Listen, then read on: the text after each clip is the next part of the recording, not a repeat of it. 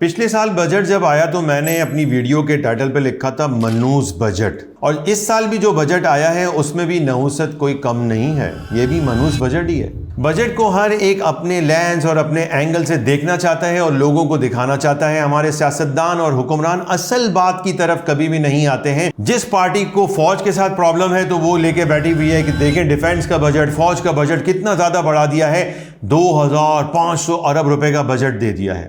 لیکن اس جانب کیوں توجہ نہیں دے رہے کہ جناب آپ کا آدھا بجٹ تقریباً، جی ہاں آدھا بجٹ، آپ کے بجٹ کا پورا والیوم ہے 17,500 ارب، اور اس میں سے 8,200 ارب ہوں گے ڈیٹ سروسنگ کے لیے، یعنی سودی ادائیگیوں کے لیے رکھے گئے ہیں۔ اس سود کے خلاف ہمارے سیاستدان نہیں بولیں گے، حکمران نہیں بولیں گے، کیونکہ ہماری ایلیٹ کو بڑا حصہ سود سے ملتا ہے جس سے یہ اپنی سیاست چلاتے ہیں۔ 8,200 ارب روپے سود میں ادا کیے جائیں گے، بینکوں کو دیے جائیں گے، تو پھر یہ آئیں گے کہاں سے؟ جی ہاں، ایف بی آر نے اتنے سارے ٹیکسز جو لگا رکھے ہیں یہ آپ سے لیں گے، غریبوں سے لیں گے۔ جی ہاں، غریب پاکستانیوں آپ سے 7,200 ارب روپے ان ڈائریکٹ ٹیکس کی مد میں وصول کیے جائیں گے۔ اور یہ ان ڈائریکٹ ٹیکس کیا ہوتا ہے؟ یہ وہ ٹیکس ہوتا ہے جو امیر غریب سب کو دینا ہوتا ہے، جو کسٹم ڈیوٹیز اور سیل ٹیکس کی مد میں لیا جاتا ہے۔ اگر میں کسی غریب کو 5,000 روپے اس کی راشن کی مدد میں دوں گا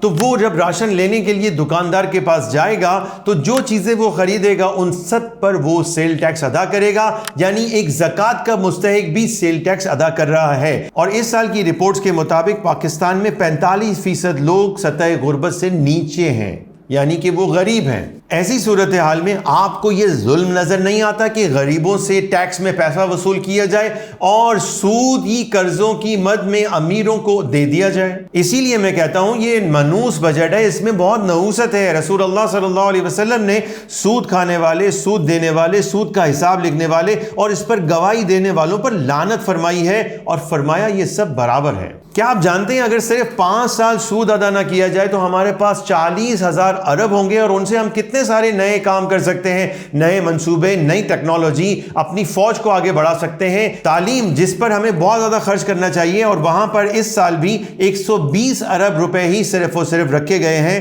اس کے ذریعے ہم بہت ساری یونیورسٹیز بنا سکتے ہیں، اسکول بنا سکتے ہیں، اور نہ جانے کن کن اہم کاموں پر ہم خرچ کر سکتے ہیں، لیکن ایسا ہونے نہیں جا رہا ہے۔ ہمارے حکمران اور ہمارے سیاستدان تو بہت شارٹ ٹرم چیزوں کو دیکھتے ہیں، بالکل ٹیموں کی طرح۔ جی، ان کے منصوبے بالکل ٹیموں منصوبے ہوتے ہیں۔ وہ ہمیشہ ایسی چیزوں پر کام کرتے ہیں جہاں پر انہیں فائدہ ہو۔ وہ معیشت کے فائدے کا نہیں سوچتے، وہ اپنی معیشت کے فائدے اور نظام کو دیکھتے ہیں۔